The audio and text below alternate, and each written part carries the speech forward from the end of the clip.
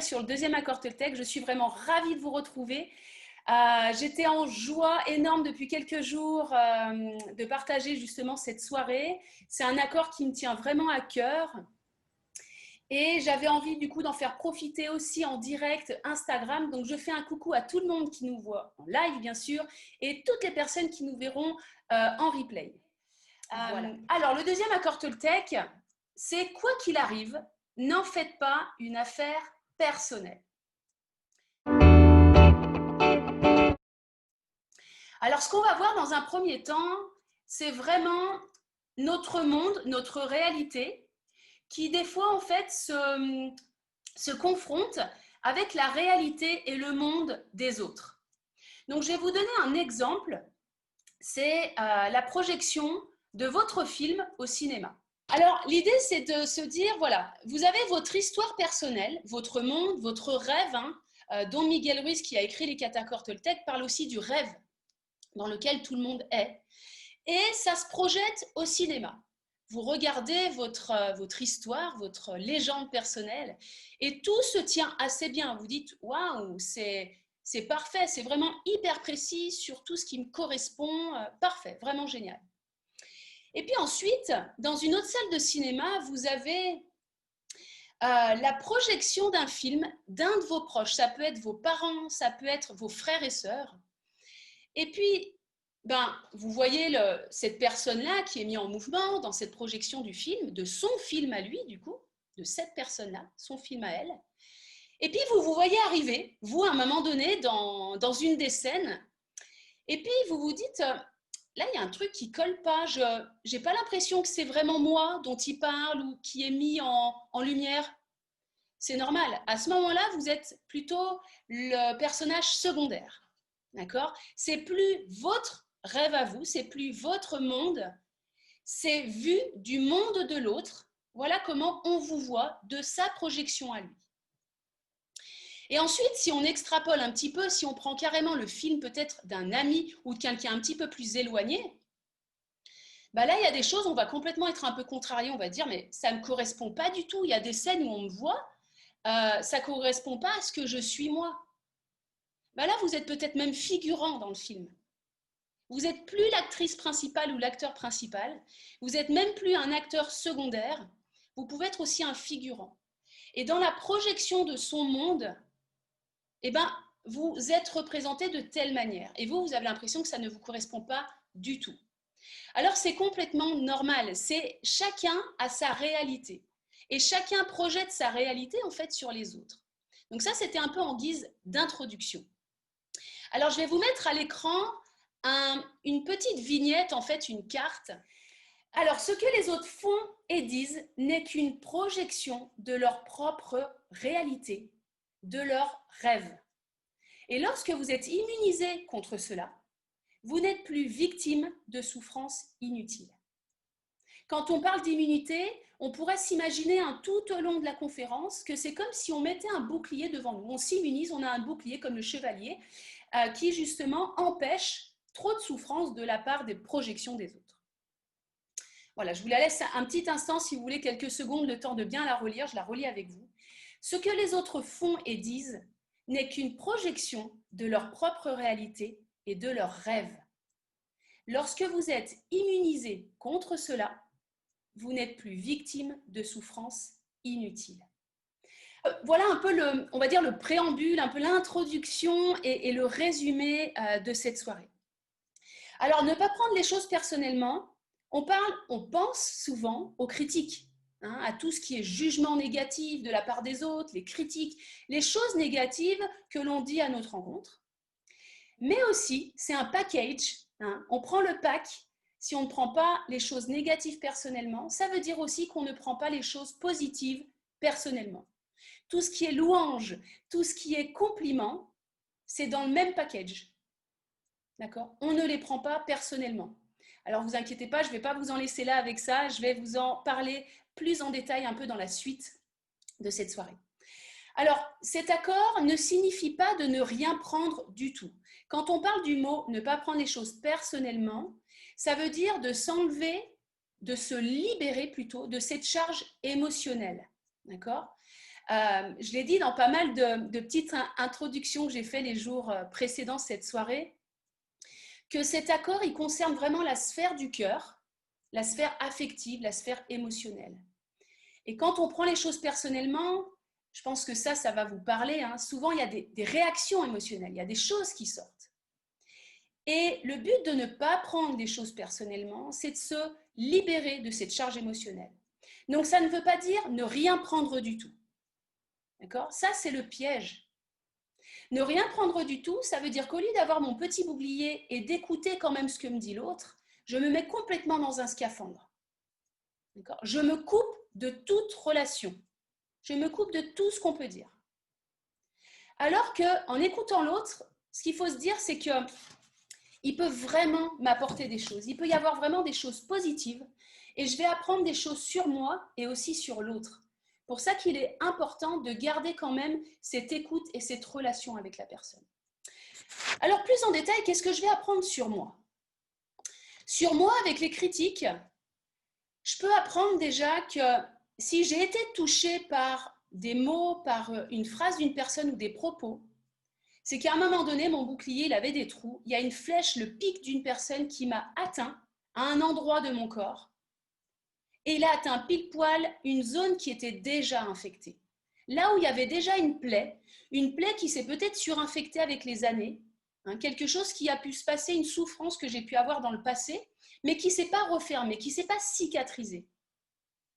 Donc, ce que je peux apprendre de par ces critiques, c'est de me dire, ok, là, il vient de me toucher à un endroit. Est-ce que ce n'est pas le moment peut-être de prendre en compte cette blessure-là qui était déjà là avant, qui était peut-être infectée, qui était peut-être remplie de pus, qui était, en tout cas, qui n'était pas refermée totalement. Est-ce que ce n'est pas le moment de la prendre en compte et enfin de la guérir ? Il existe de nos jours tellement de méthodes, que ce soit en individuel ou en collectif, que vous pouvez vraiment trouver en tout cas un outil, une méthode pour vous aider à ça. Alors moi, je vais vous parler de l'outil que j'utilise. Mon outil de prédilection, c'est le pardon. J'anime, alors pas trop en ce moment, mais j'anime des cercles de pardon et des ateliers Le don du pardon, justement, qui est la libération des blessures du cœur, qui va vraiment permettre cette libération émotionnelle et permettre de guérir tout ça. Donc voilà, libérer cette charge émotionnelle. Ensuite, comment se libérer et ne pas prendre personnellement les compliments ? Alors là, c'est là où ça devient un petit peu plus farfelu. Moi, ça me fait vraiment rire quand on dit ça aux gens. Le compliment, on peut les prendre. Eh bien oui, prenez-les, c'est des vrais cadeaux, c'est certain. Mais est-ce que là, on ne peut pas aussi se poser des questions par rapport à nous-mêmes ? Là, la personne, elle m'a dit quelque chose qui m'a vraiment, vraiment, vraiment réchauffé le cœur, qui m'a plu, qui m'a peut-être rendu fière, qui m'a fait beaucoup de bien.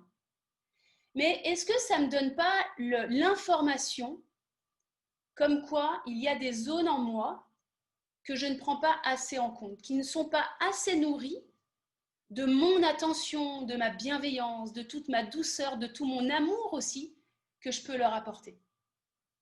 Donc c'est aussi intéressant d'apprendre aussi des louanges et des compliments pour savoir est-ce que je ne peux pas aussi moi m'infuser en moi cette reconnaissance-là, sans en attendre des autres, mais moi aussi m'en nourrir. Alors ça, c'est ce que j'apprends moi quand il y a des propos négatifs ou des compliments. Et qu'est-ce que je peux aussi apprendre sur l'autre ? Qu'est-ce que je peux apprendre dans la relation ? Alors, ne pas prendre les choses personnellement dans la relation, ça nous aide à dire ok, il me dit ça, vous n'êtes pas du même monde, hein. Rappelez-vous, vous n'avez pas la même réalité par rapport à votre éducation, peut-être à votre religion, à l'espace de vie dans lequel vous avez évolué. Et là, je peux me dire, mais qu'est-ce que ça va m'apprendre sur lui, ce qu'il m'a dit ? Il me voit comment ? Dans quelle réalité il est pour me voir comme ça ? Avec quelles lunettes il me voit ? Est-ce que c'est des lunettes noires, des lunettes marron, des lunettes grises ? Est-ce qu'il me voit d'en haut ? Est-ce qu'il me voit de 20 km ? Et peut-être qu'il y a des choses qu'il n'a pas bien vues. D'accord ? Donc c'est vraiment, essayer de sentir quelle est sa vérité. Je ne suis pas obligée de croire à tout ce qu'il me dit, je ne suis pas obligée d'y adhérer, mais est-ce que je peux justement l'écouter et apprendre sur la relation? Alors, pourquoi c'est intéressant d'apprendre sur la relation? Parce que très souvent, ça permet de la faire grandir et de l'enrichir. Alors pareil, je vais vous donner des exemples après pour vraiment que ça soit plus concret, mais grandir et enrichir une relation en communiquant. Alors, ça ne met jamais rien en cause dans une relation, mais par contre, est-ce que je peux trouver un espace pour communiquer avec la personne? Ça peut être intéressant. Donc, c'est important de pouvoir préciser avec l'autre ce qu'il a voulu dire. Est-ce que je peux éventuellement lui poser des questions, arriver à avoir cet espace d'échange en direct avec lui pour connaître un petit peu, ok, pour me dire, c'est de là que tu me vois, c'est comme ça que tu me vois parce que voilà ce qui se passe dans ta réalité. Donc ça, c'est des petits éléments que je vous donne, des petits côtés pratiques que vous pouvez mettre en place dès ce soir. Alors là, je vais faire une petite aparté. J'ai envie de vous partager, alors de vive voix, une vidéo. Alors c'est sous forme podcast que vous pouvez retrouver sur YouTube. C'est une vidéo de Isa Padovani. Et le titre, c'est « Et si on se respectait ?» avec un point d'interrogation. Et si on se respectait? Donc, Isa Padovani. Alors, en fait, c'est un très beau témoignage dans lequel il nous parle de la vulnérabilité, notre vulnérabilité, au service de notre humanité. C'est vraiment un accès que là, je vous donne pour une autre compréhension de cet accord que je trouve vraiment intéressante. Et l'outil qui est mis là en avant, c'est la CNV, c'est la communication non violente. Et il est question dans ce podcast du respect des perceptions des autres, de la dimension de l'amour aussi. Et il y a des liens, vous verrez, avec notre soirée qui aura lieu la semaine prochaine sur le 3e accord Toltec. Vous verrez qu'il y aura des liens avec le côté plus mental, le côté plus des pensées, des suppositions. Et c'est hyper intéressant, je trouve, pour élargir en tout cas cette soirée de ce soir et celle de la semaine prochaine, que vous puissiez visionner, si vous en avez envie, cette vidéo sur YouTube. Alors, pour avancer, et avant de donner quelques exemples, je vais finir par on va dire une mise en pratique. Comment mettre le mieux en pratique cet accord? Parce que quand on dit ne pas prendre les choses personnellement, franchement, avec beaucoup de personnes, quand j'en parle, les gens me disent, je crois que c'est le plus difficile des accords pour moi à mettre en place. La plupart des personnes me disent ça. Alors, ce que je vous propose, c'est d'inverser l'accord. C'est Olivier Clerc, le traducteur des 4 accords Toltec, qui a proposé justement d'inverser cet accord. Au lieu de ne pas prendre les choses personnellement, on va prendre tout personnellement. On va tout prendre personnellement. Ça veut dire quoi? J'en ai un petit peu parlé tout à l'heure. Ça veut dire qu'on va prendre tous les pics, toutes les flèches qu'on nous envoie, on va les prendre en compte pour justement se dire, ou même les louanges, quand je parle de pics, ça peut être des pics d'amour, des pics de douceur, des envois, des élans de douceur. Je vais les prendre en compte pour savoir à l'intérieur de moi s'il y a des choses à guérir, à vraiment porter une attention particulière, ou s'il y a des choses où je dois prendre beaucoup plus précaution, soin, m'apporter beaucoup plus de douceur. Donc voilà pourquoi on peut tout prendre personnellement pour arriver à être de plus en plus conscient de ce que je peux m'apporter à moi-même. L'idée, c'est pas de contrôler les autres, comme vous avez bien compris, je pense, c'est qu'il faut que je revienne à moi. Qu'est-ce que moi, j'ai envie de mettre en place dans ma réalité, dans mon monde? Parce qu'autrement, je vais perdre énormément d'énergie à vouloir contrôler les actions des autres, les mots des autres, comment ils doivent me parler, comment ils doivent se comporter vis-à-vis de moi. Ça peut être très épuisant et puis je ne suis même pas sûre que finalement on y arrive au bout du compte. Par contre, ce que je peux faire, c'est vraiment que l'énergie, je peux la mettre dans qu'est-ce que je peux faire pour que mon monde à moi, mon rêve, il soit merveilleux, que je puisse y être heureuse, que je puisse vraiment vivre en harmonie, mais dans mon monde, dans mes rêves. Les autres, je sais que c'est leur projection. Ils projettent des choses sur moi, mais ils projettent leur réalité. Je vais réimager quand même quelque chose là maintenant. Quand vous avez une statue dans un musée, par exemple, J'aime bien donner cet exemple pour un peu plus étayer ça, la projection des gens. Quand on a une même statue qui est éclairée par différents spots de couleurs différentes, suivant l'angle que vous allez avoir dans le musée, vous allez voir la statue de dos, peut-être de face, peut-être de côté, et en plus, vous allez la voir d'une couleur différente qui peut être bleu, violet, vert, rose.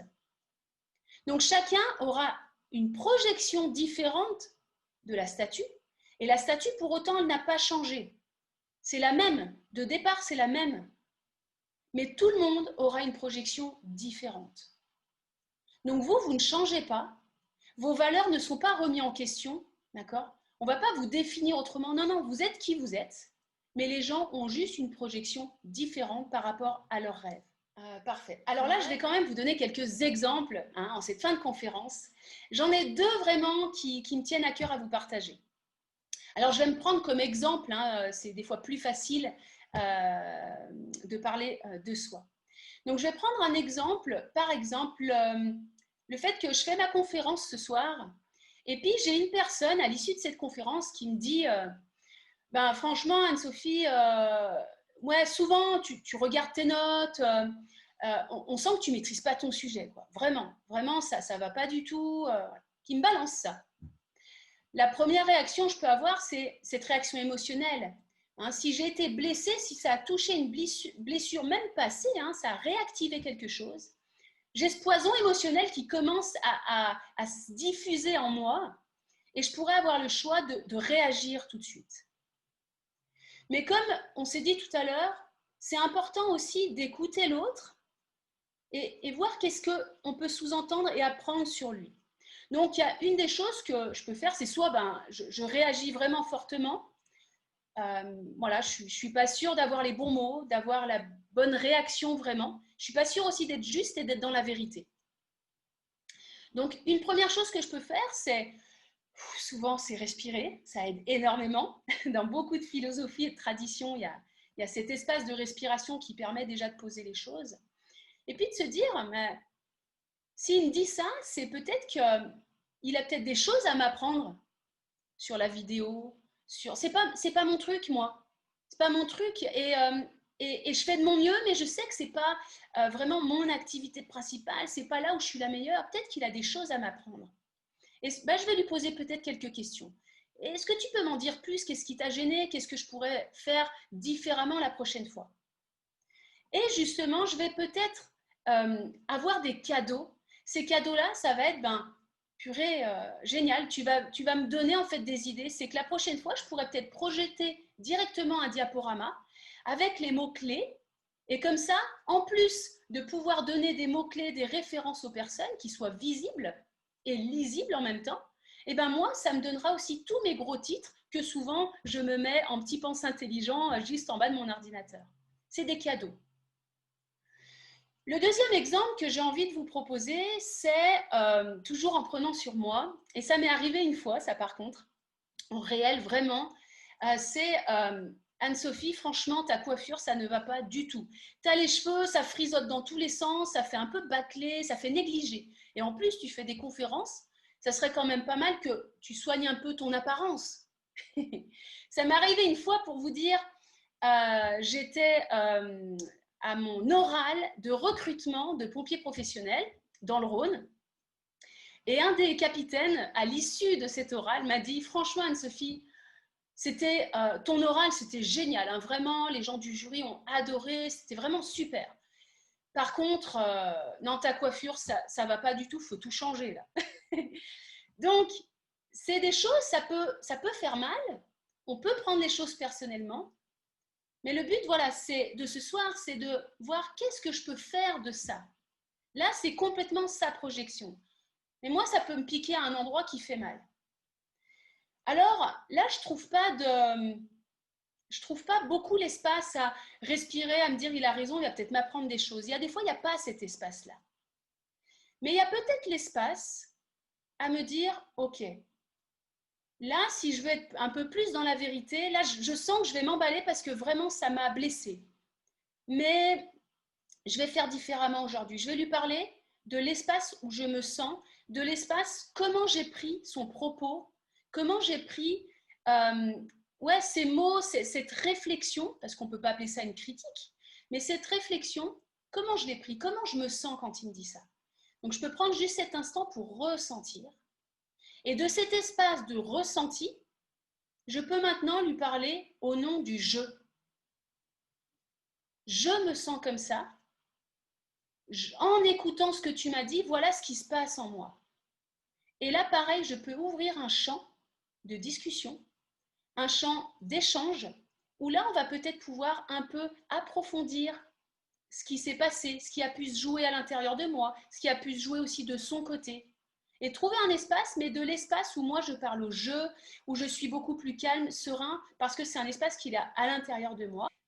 Donc, ce qu'il y a, voilà, c'est de créer des espaces où on peut échanger. Et là, je voulais faire quand même une petite dédicace à ma maman, et j'ai eu la surprise qu'elle vienne en plus ce soir se connecter à cette conférence. C'est que je m'aperçois qu'il y a des moments dans nos échanges avec ma mère, et puis souvent c'est quand on a aussi une forte relation affective avec des personnes, je sens bien qu'il y a des choses où je réagis, mais par rapport à des blessures qui pour moi sont très anciennes. Et du coup, je focalise essentiellement mon attention, et ça fait tellement d'années que du coup j'utilise ces accords Toltec, que je les pratique au quotidien, que je focalise et je mets mon attention sur comment je me sens et me dire, est-ce que là, je réagis par rapport à la situation qui vient de se passer maintenant, ou est-ce que je réagis à quelque chose qui m'a piqué mais qui est encore ouvert?